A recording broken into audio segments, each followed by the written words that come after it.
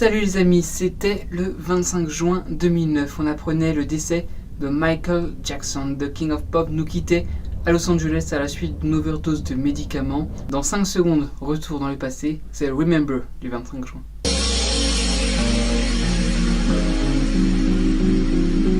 Michael Jackson naît le 29 août 1958 dans l'Indiana, près de Chicago, au sein d'une grande fratrie de 9 enfants. C'est d'ailleurs avec cette fratrie qu'il commence dans la musique avec les très célèbres Jackson 5, dont il devient le leader vocal par son timbre, bien sûr, et son charisme notamment.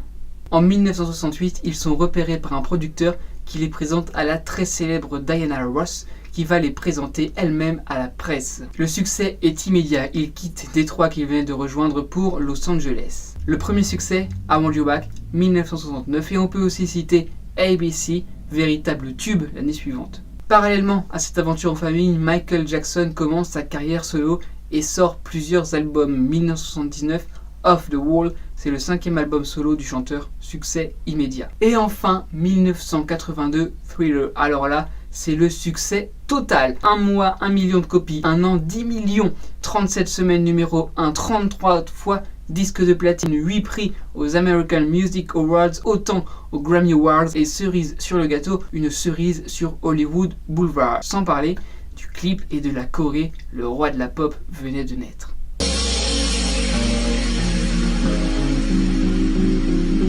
Le chanteur souffrait de vitiligo, une maladie qui dépigmente la peau, ce qui faisait apparaître des taches blanches. C'est notamment en raison de cela que Michael Jackson s'est fait blanchir la peau, notamment avec des crèmes, pour, selon ses dires, homogénéiser sa couleur de peau. Adepte, voire dépendant à la chirurgie esthétique, le roi de la pop a subi en plus de cela plusieurs rhinoplasties, des chirurgies pour modifier l'aspect extérieur du nez.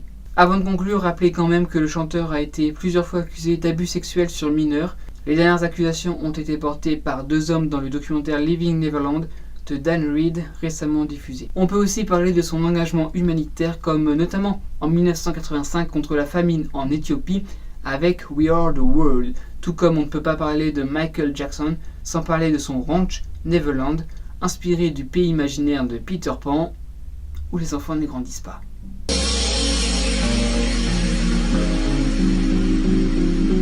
Fin de ce Remember en ce 25 juin, merci à tous d'avoir été au rendez-vous.